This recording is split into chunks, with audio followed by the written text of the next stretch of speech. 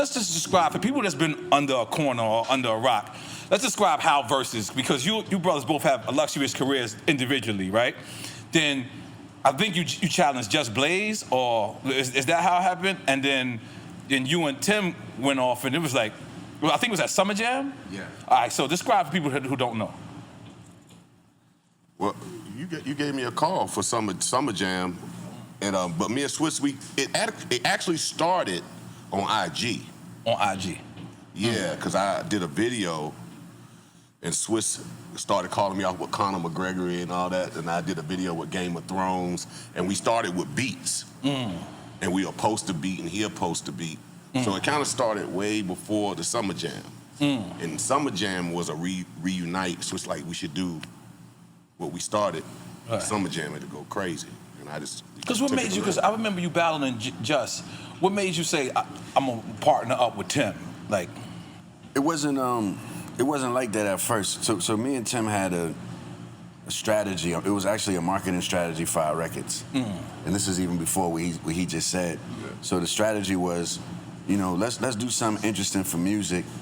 Let's do 2 albums, and let's verse our albums. This is before the concept of verses, though. Yeah. Yes. Wait a minute. So y'all was, wait a minute, you trying to say that, just slide that over. Y'all, wait a minute. Y'all idea was to do 2 albums and say which 2 albums together. Now, did y'all pick out what artists would be on which? Because listening to y'all playlist, y'all pretty much work with the same motherfuckers. Word, so how would that have happened? I don't know, I think we still have to do it. I think we was gonna do, he do 5, I do 5, something like that. Nah, it wasn't like, it was like, he had his album. Whatever he put on his album was gonna be his album. Whatever I put on my album was gonna be my album. And we was gonna drop those albums the same day. Then we was gonna go on tour. And when we was on tour, he had a guest to pull out, and I had a guest to pull out from each town that we didn't know who it was. Right. So that was gonna be the Verzuz tour. That's the downfall about today, is I know y'all got surprises, and you know they can't blow it up. That's the only downfall about this episode, because I'm gonna go to Live tonight. I'm getting drunk today, but then I'm gonna sober up and I'm gonna go to Live. So just because we filming at 10 a.m. doesn't mean we're not drinking. But so what you were saying? I'm sorry. Okay, which bottle should I pop, Swizz?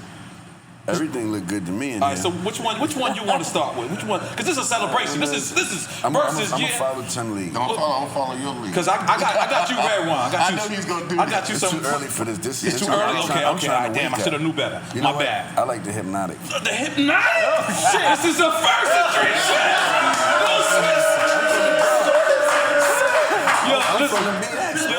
No, when Jay told that story about X with I literally saw that shit happening, even though I wasn't there. What you want me to go with? I want you to go with the Hypnotic. No, I'm asking y'all. I gotta cater to y'all. But if I'm saying, what you think I should drink? I'm a champagner. I'm a champagne guy. I'm a champagner. I hit the big homie. That's his shit. I hit the big homie.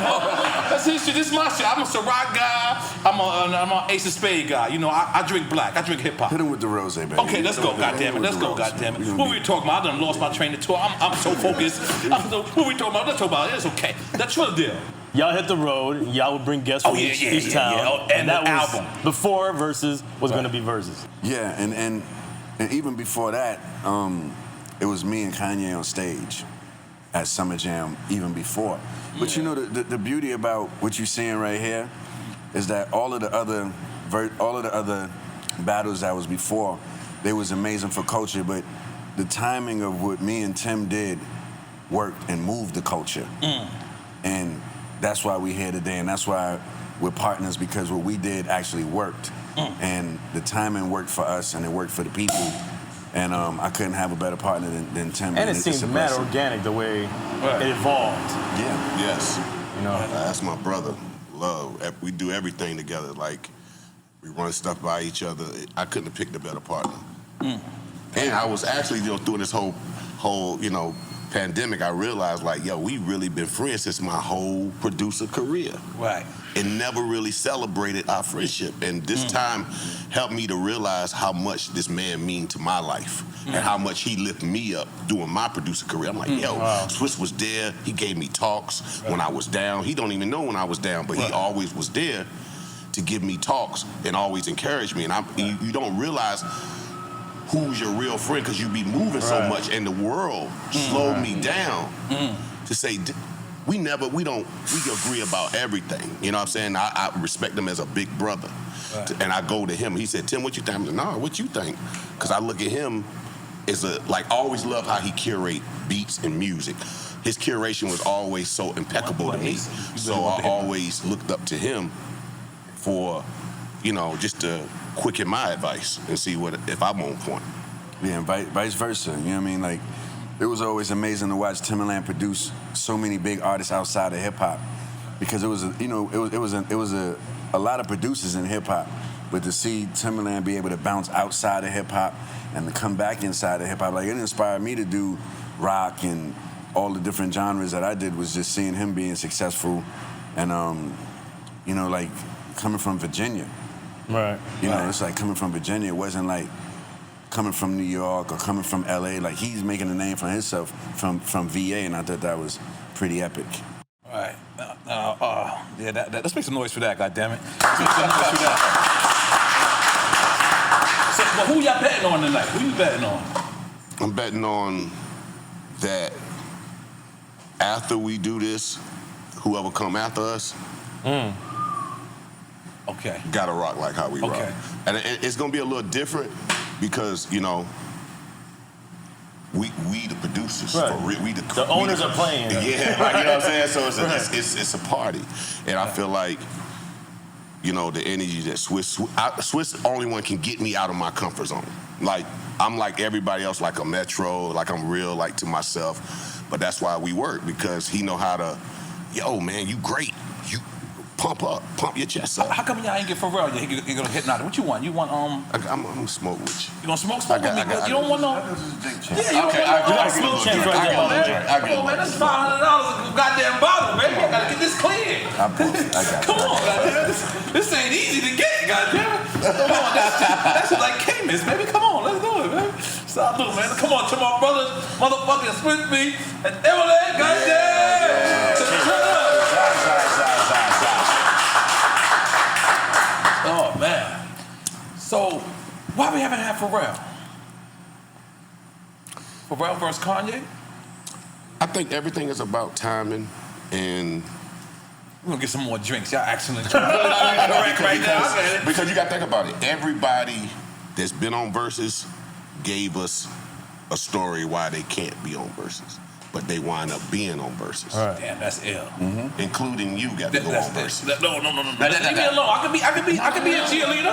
I could be a cheerleader. See, that's the Pharrell effect. See, that's the Pharrell effect. See, that's what happens. See, that's the story. So I gotta that's how it all goes. I called niggas out. Niggas ain't wanted with me. We getting that story too on Drip Chat. I called a couple of dudes out. The dudes what they gotta do is a celebration. Tonight, we'll see.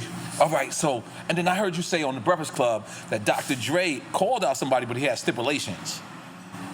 Yeah, because, Dr. Dre is not a regular human. Right, no. I didn't even know he was human. Yeah, he's not even human, so of course he's going to come to the table with something different. And we're going to allow him to be as different as he want to be, because it's Dr. Dre. He went to battle 3 people? He could battle an army. He's different. He could battle different generations. Yeah, he's different. Man, Dre's on another level, and whenever he's ready to come back to the table, the doors is we took the whole roof off. Right. You know what I'm saying? And Hov not leaving his mezzanine. We don't know that. We don't know that? We don't know that. Anything is possible, man. There's no such thing as no. I mean, they proved it already. You gotta understand, man. No, just because it's no today don't mean it's no tomorrow. Y'all good, man. Y'all good, man. Y'all good. That's very true. That's how I feel too. Like, damn. We're not gonna pressure you. Yeah, we had Earth, Wind, and Fire in the ice. That's what I'm saying. I was in Turks and Caicos at that time. I just put it on and just like, let it play. I didn't even look at the screen. I just let it play. Exactly. Like, come on, man. The reason why I said that is like nobody's excluded. Right.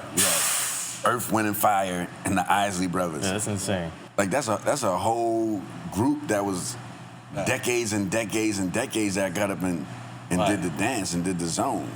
Now, both of y'all, I have a relationship with y'all individually, right? And, recently we're celebrating Exodus.